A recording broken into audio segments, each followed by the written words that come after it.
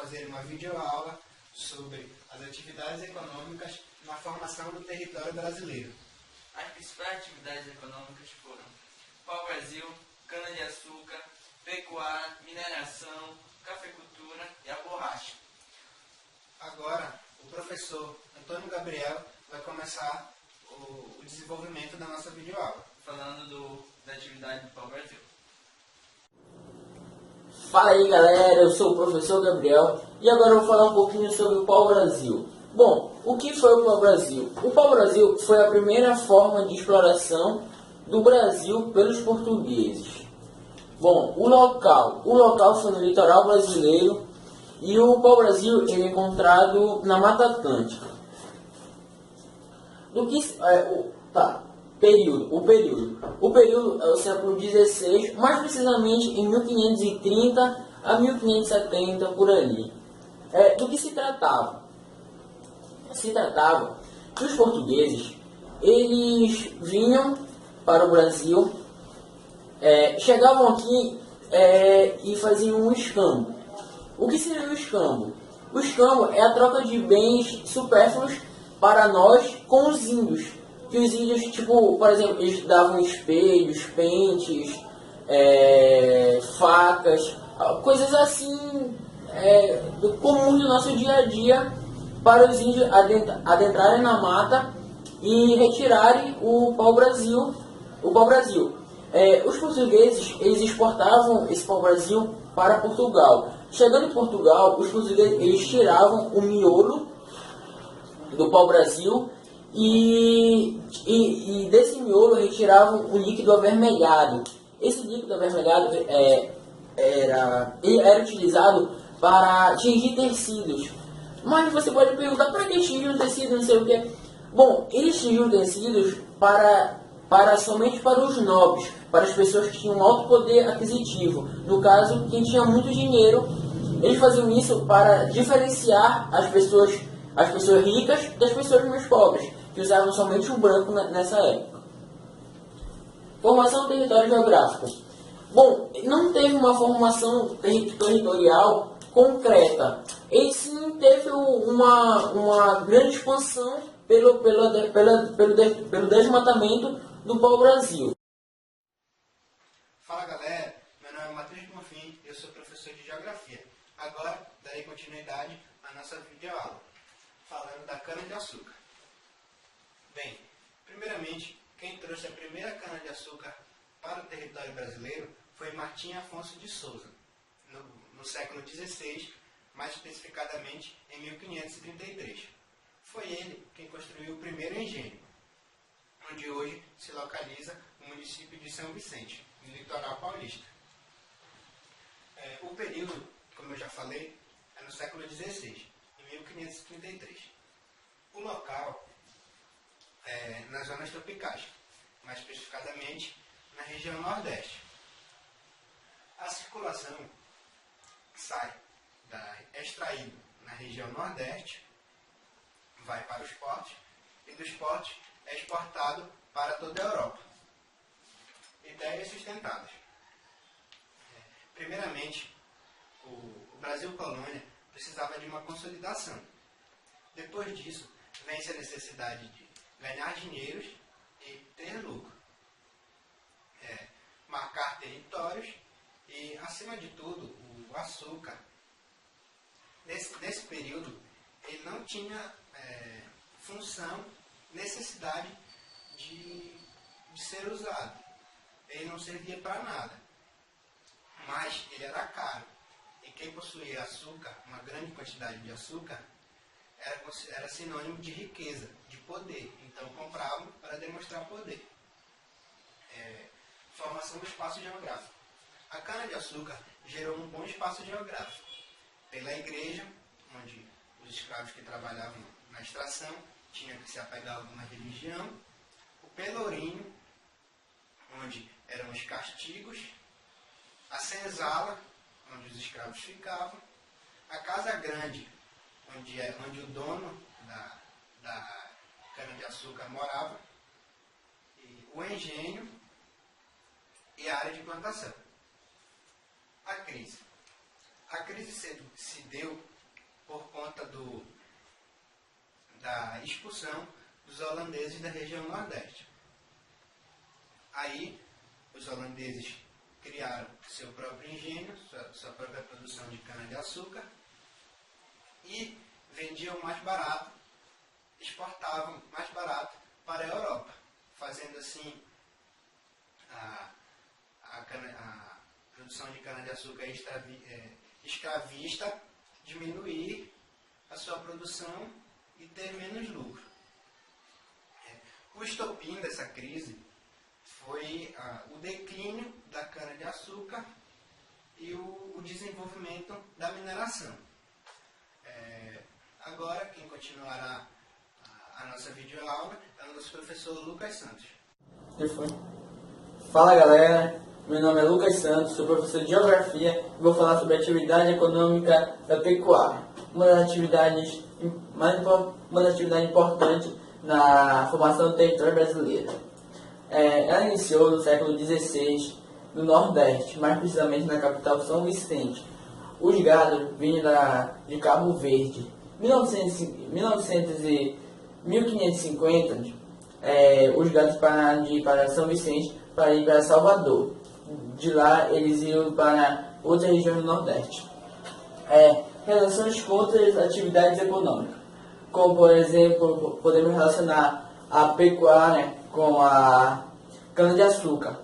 Na cana-de-açúcar, ela ajudava com força motriz, ajudava a produção de açúcar e como alimento também, no século XVII.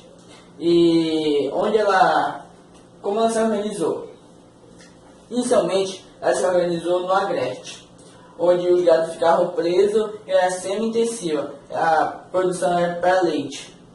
Mas, ao passar do tempo, a zona da mata ela teve que atender a necessidade da Europa. E isso fez a plantação vir para o agreste. Mas o problema foi que os que plantavam a cana-de-açúcar pararam de plantar para criar gado. E os gados pisavam nas plantações de arroz e feijão e comiam.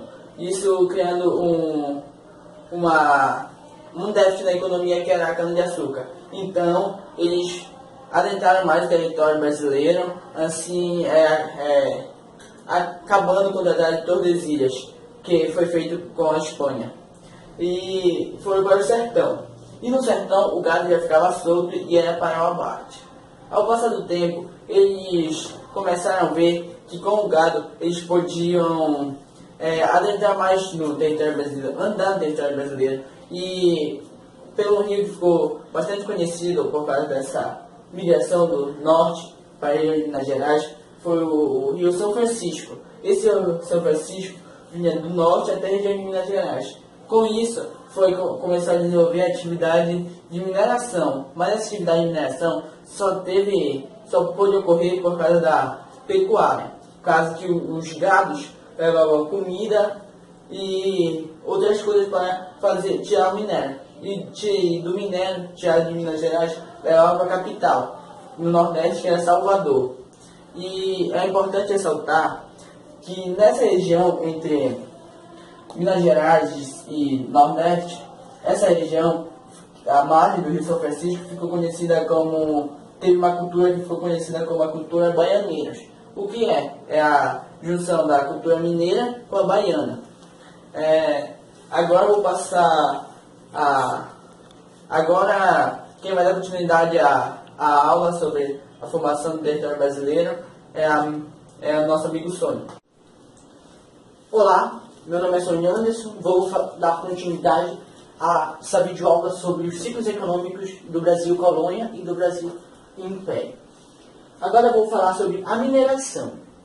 A mineração ela foi descoberta, ou seja, houve o descobrimento de minérios na região do Brasil pelo século XVII pelos bandeirantes, que eram um bando de homens armados que percorriam o interior do país em busca de riquezas. Porém, ela só teve seu auge no século XVIII, onde teve de haver seu crescimento pelo fato da decadência do açúcar, e devido às novas colônias de exportação no continente asiático. Se desenvolveu principalmente nas regiões das Minas Gerais, que hoje compreende o estado de Mato Grosso do Sul, Goiás e Minas Gerais. Qual a contribuição para o espaço geográfico? Este ciclo econômico alavancou muitas contribuições para o espaço geográfico. Por exemplo, o aumento populacional, como teve a interiorização, muitas pessoas tiveram que se deslocar até o interior. Então, com isso, houve novas formas de comércio durante esse caminho que eles percorriam e etc. Houve também o aumento do mercado interno, como eu disse agora há pouco, teve que ser criado hotéis, pousadas, restaurantes, muitas outras coisas nesse caminho até chegar nessa região das Minas Gerais, o que alavancou esse aumento do mercado interno. Integração econômica, o Sudeste passou a ser mais valorizado, assim como a mudança do eixo econômico do país, que antes se localizava no Nordeste, passou para o Sudeste. Também, com a mudança do eixo econômico, alavancou, foi a mudança da família real de Salvador para Rio de Janeiro, no ano de 1763. Também foi importante porque ocasionou a urbanização de várias cidades, naquela região, como a cidade de Diamantina, Sabará e Vila Rica. E o que destaca também neste período foi a presença do imposto chamado de quinto, que era 20% em cima da produção de minérios daquela região, que, lógico, vinha para a coroa. E o surgimento do estilo barroco, que foi um estilo que teve demasiada importância na história do Brasil, destacando-se aí o poeta Aleijadinho. Desculpa. Então, o que temos de mineração é isso. Qualquer dúvida, pesquisa lá na net. E agora passo a continuidade para a professora Karen. Bom, meu nome é Karen e eu vou falar sobre o ciclo da borracha. O que foi o ciclo da borracha? Dentro da historiografia, é chamado ciclo da borracha o período que vai entre 1979 a 1912, onde a exportação da borracha proporcionou à região norte uma grande preeminência econômica e social inédita dentro do país. O local, Amazonas e Pará. O período, século XIX e XX. Os personagens envolvidos são Charles Goodyear, seringueiros e aviadores. Tipo de relação trabalhista. Charles Goodyear desenvolveu o processo de vulcanização através do qual a resistência e a elasticidade da borracha foram sensivelmente aprimoradas. A vulcanização proporcionou o uso da borracha como matéria-prima na produção de mangueiras e sapatos. A região amazônica, uma das maiores produtoras do látex, aproveitou do aumento e da transformação do látex e transformou-se no maior polo de extração e exportação de látex no mundo. A mão de obra utilizada para a extração do látex nas seringueiras era feita com a contratação de trabalhadores, principalmente da região Nordeste. Por que da região Nordeste? É porque muitos estavam fugindo de lá por conta dos problemas que estavam tendo, como seca e etc. Então, a crise da borracha. Na década de 1910, empresários holandeses e ingleses entraram no lucrativo mercado mundial da borracha. Passaram a produzir em larga escala e baixo custo a produção na Ásia.